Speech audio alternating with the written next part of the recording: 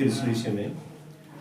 మరిపేడ బంగ్లా కానీ, మహబాబాలో కానీ, ఈఎస్ ఆఫీస్లో కానీ, ఎక్సైజ్ స్టేషన్లో కానీ, నెల్లికుదురు కానీ, గార్ల కానీ, బయ్యారం కానీ, గూడు కానీ, 18 మండలాలు, గతంలో 16 మండలాలు. 16 మండలాలు పోలీస్ స్టేషన్లో ఎక్కడ చూసినా కూడా లారీలు కుప్పలు. ఇవాళ లారీలు కనబడుతున్నాయి మీకు పోలీస్ స్టేషన్లో. మరి ఇప్పుడు ఎందుకు లారీలు లేవు, అప్పుడు ఎందుకు ఉన్నాయి? నేను ఛార్జ్ తీసుకోకముందు 5 సంవత్సరాలు 4 సంవత్సరాలు కూడా జేసీబీ పెట్టి కొడితే కూడా రూమ్ నుంచి రావట్లేదండి. తూరూరు ఎక్సైజ్ స్టేషన్ ముందుకొని. అంటే ఎన్ని సంవత్సరాల నుంచి ఉండేది పోలీస్ స్టేషన్లో కానీ, మాది కానీ. దాదాపు 6 రోజులు ఎంటపడి అసలు నేను డిస్ట్రక్షన్ ఇయ్యలేమి కదా. ఇది బెల్లం పానకాలది అప్పుడు ఇచ్చిన మనం ఒకసారి వీడియోలో వారం రోజులు అదే పని చేసినాం. అప్పుడంతా లేదంట, తగ్గిందంట. నేను మీకు రికార్డ్సే చూపిస్తాండి.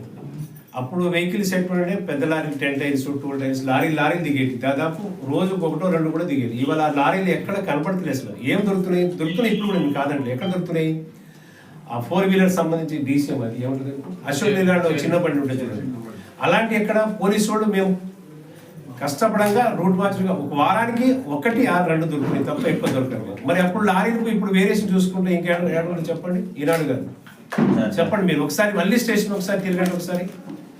ఒకసారి అన్ని స్టేషన్ 18 మండలాలు 18 పిఎస్లు తిరగండి. మా 21 తిరగండి. మధ్యకాలంలో బాగానే మళ్ళీ తండాలలో గుడాంబ ఊపు అందుకున్నది. ఎక్కడ చూసినా ఏ తండాలు ఉన్నా కూడా గుడాంబ బెల్లం ట్రైన్లలో కూడా రవాణా అనేది నేను ట్రైన్ గురించి నేనే చెప్పిన కదా. మనం ఎప్పుడైతే ఆంధ్ర నుంచి వచ్చేదాన్ని కంట్రోల్ చేయగలిగినామో అప్పుడు ఏంటంటే ఇటు నుంచి వచ్చేస్తుంది. గతంలో నీకు ట్రైన్లో రావడం చాలా రేట్ నాకు తెలిసినంతవరకు. మొత్తం డైరెక్ట్ లారీలో వచ్చిన తర్వాత ట్రైన్లో 35 కేజీలు తీసుకురావాల్సిన అవసరం ఏంది? ఇవాళ ఇండివిజువల్ 10 మంది పోతురు, 7 మంది 8 మంది పోతురు, 30 కేజీలు ఇండివిజువల్ తీసుకుని ఎక్కడ పడతారు మూడన ఆఫీసర్ దగ్గర కూర్చుంటారు. కరెక్ట్ ఆ ఊరు లొకేషన్ వచ్చేసరికి ఆ ఊరు బయట వేప చెట్టు, రాగి చెట్టు, ఆ చెట్టు, ఈ చెట్టు పలాని గుట్టని ఆడ తోసేస్తారు బయటికి. ఆ ముందుకు పోయి దిగుతారు, బ్యాక్ వచ్చేసి మరి తీసుకొని వెళ్ళిపోతారు. ఆ విధమైన క్రైమ్ గతంలో జరిగిందా? మరి ఇక్కడ బెల్లాన్ని కంట్రోల్ చేయడం వల్ల మాత్రమే ఈ విధంగా వచ్చింది, ఇలా బయట నుంచి వస్తుంది. మరి గతంలో మహారాష్ట్ర ఏం లేదు మనకు. వెళ్ళండి అసలు చూడండి. అసలు మన ఈఎస్ ఆఫీస్లో డీసీఎం బండ్లు ఎన్ని చూసారు కృష్ణా పీరియడ్ మొత్తం ఈఎస్ ఆఫీస్ అంటే మొత్తం పాత అది ఈఎస్ ఆఫీస్ అంటే పాత కలెక్టర్ దగ్గర పెడుతూ మొత్తం డీసీఎం వ్యాన్లు ఒక 8-9 ఉన్నాయి. ఇవాళ ఒక్క బండి కూడా ఒక డీసీఎం దొరకట్లేదే. మరి వస్తున్నాయి లేకని చిన్న వెహికల్ వస్తున్నాయి. అంటే తగ్గింది కదా. ఇప్పుడు 100 మర్డర్ చేసిన దానికి 2 మర్డర్ చేసిన దానికి తేడా లేదు. వాడికి పక్క మర్డర్ అట్లా అయిపోయింది. ఆ విధంగా కొంచెం తగ్గింది మేము వచ్చిన కాడ నుంచి. పీడీ యాక్ట్ ప్రభావం, ₹1,00,000 ప్రభావం ఆ విధంగా పడింది. కాకపోతే ఈ మధ్యన కూడా పబ్లిక్ ఏంటంటే పొలిటికల్ లీడర్ ద్వారా వాళ్ళ ప్రెషర్స్ బాగా వస్తున్నాయి మాకు. ఇది సార్ తగ్గియండి సార్, ₹1,00,000 ఎందుకు సార్ అంటే ఒక 50,000 తీసుకుంటున్నాం. దానివల్ల ఏంటంటే 30 కూడా కట్టిస్తున్నాం. కొంచెం 50-40 అంటే కట్టిస్తున్నాం. దానివల్ల కూడా వాడికి తొందరగా ఈజీ ఎర్న్ చేసుకోవచ్చు, మళ్ళీ కట్టుకోవచ్చు, మళ్ళీ అగైన్ ప్రొఫెషనల్ రావచ్చు అని అనుకుంటారు. అప్పుడే ₹1,00,000 కట్టించినాం. ఖచ్చితంగా కట్టించినాం కాబట్టి భయపడ్డాం. ఇప్పుడు కూడా ప్రతి ఒక్కటి కూడా పోలీసు వాళ్ళ సహకారంతో ఈ రోజు నుంచి మాత్రం 2156 ఐడి లిక్కర్ వచ్చేసి 13,954, వాష్ 4,782, 40 లక్షలు ఎఫ్జీ వాష్ బెల్లం పాలకు 40,782. నెక్స్ట్ ఇల్లీగల్ సేల్ ఆఫ్ అవసరం లేదు. డ్రై గాంజా వచ్చేసరికి 4 కేసులు అయినాయి. 285 కేజీల డ్రై గాంజాను పట్టుకోవడం జరిగింది. జిల్లా విషయం ఇది. జాగరి విషయానికి వచ్చేసరికల్లా 1,02,419 కేజీలు. అప్పటికి ఇప్పుడు వేరియేషన్ తగ్గిందా లేదా? ఎందుకు మీ ఒపీనియన్ చెప్పండి. మ్యాక్సిమం తగ్గింది. వెహికల్స్ కూడా పెద్ద వెహికల్ పడుతున్నాయి. ఇంతకుముందు మనకు బొలోరా టైప్లో చిన్న వెహికల్ మాత్రమే దొరుకుతుంది. కూడా వారానికి 10 డేస్కు పోలీసు కానీ మేము కానీ అందరూ కలిసి చేస్తే దొరికింది. గతంలో ఏంటంటే లారీలే దొరికేది. చాలా వరకు కంట్రోల్ చేయగలిగినాం. దానివల్ల మన గుణంగా కూడా చాలా వరకు కంట్రోల్ అయింది.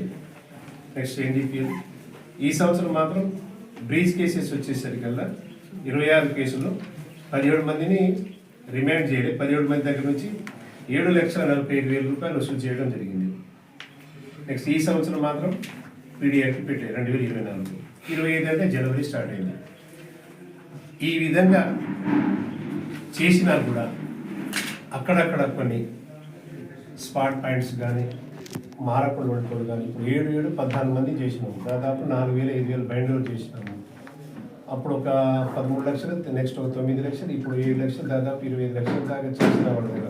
అంటే సెకండ్ టైం క్రైమ్ అయితే ఇంత డబ్బులు తీసుకుని అంటే కలెక్షన్ చేసిన వాళ్ళ దగ్గర నుంచి మార్పు రావట్లేదు, ఎక్కడో చోట కోసం జరుగుతుంది. కాబట్టి మీరు కూడా మీ మీడియా ద్వారా కూడా పబ్లిక్లో మహబూబాబాద్ జిల్లాలో గుడంబా లేకుండా గుడంబా రహిత జిల్లాగా చేద్దామని చెప్పేసి దాంట్లో ప్రతి ఒక్కరు ప్రజలు మీడియా వాళ్ళు అందరూ సహకరిస్తారని చెప్పేసి కోరుకుంటున్నాను. ఇంకో చేయబట్టరా బాబు, దానికి మీరు ఇచ్చేటట్టు నేను మీకు అడిగేటట్టు ఏంటంటే ప్రతి మారుమూలను కూడా పోవాలి, మారాలి. మహబూబ్ జిల్లాకు ముఖ్యంగా ఎక్కువ గిరిజనులు ఉన్నారు కాబట్టి గిరిజనులు మారాలని చెప్పేసి ఈ సందర్భంగా తెలియజేస్తున్నాము. ఇప్పుడు డైరెక్టర్ గారు చెప్పిన దాని ప్రకారం ఈ నిన్నటి నుంచి మళ్ళీ సీరియస్ రైడ్స్ అవుతున్నాయి. 15వ తారీఖు ఫిబ్రవరి దాకా ఉంటాయి. కాబట్టి గుడంబా జోలి కానీ ఇల్లీగల్ ఏమైందో బెల్లం జోలి కానీ ట్రాన్స్పోర్ట్ చేయకుండా గుడంబా కాయకుండా అని చెప్పేసి ఉంటారని చెప్పేసి మహబూబాబాద్ జిల్లా ప్రజలందరికీ కోరుకుంటున్నాను. Thank you. ఇంకా డౌట్ ఉంటే అడగండి. బెల్లం అనేది దొరకక పంచదారకి వెళ్ళి మల్తూరు పబ్లిక్ అలాంటి బెల్లాన్ని కంట్రోల్ చేయడం వల్ల చింతూరు డిస్ట్రిక్ట్ నుంచి ఆంధ్ర నుంచి వచ్చే బెల్లం వల్ల ఈ మధ్య కాలంలో ఒక 4-5 నెలల నుంచి ఏం జరుగుతుందంటే మహారాష్ట్ర ట్రైన్లో వస్తుంది. ట్రైన్లో ఎలా వస్తుంది, భారీ ఎత్తున రావట్లేదు.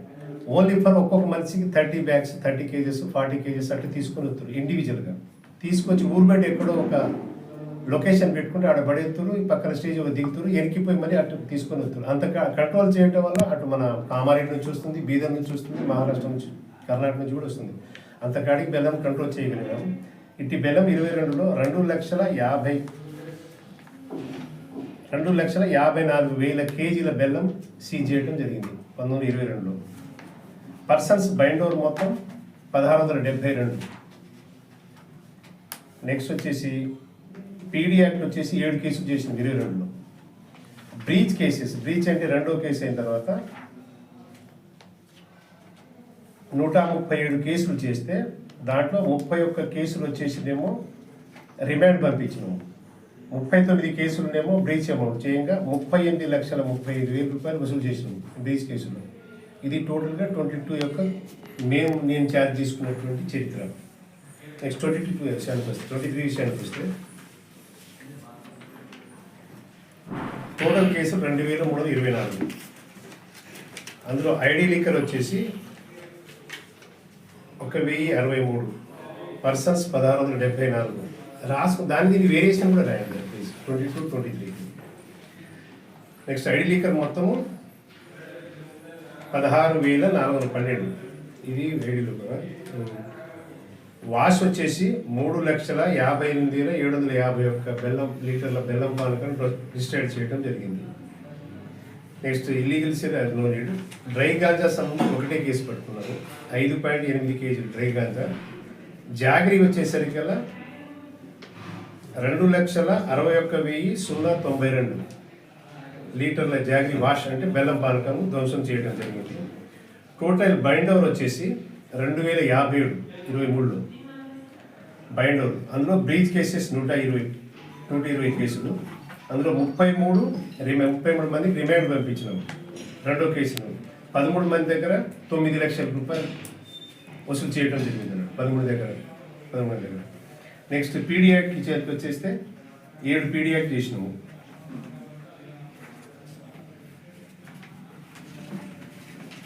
పీడీ యాక్ట్ చేసినాము.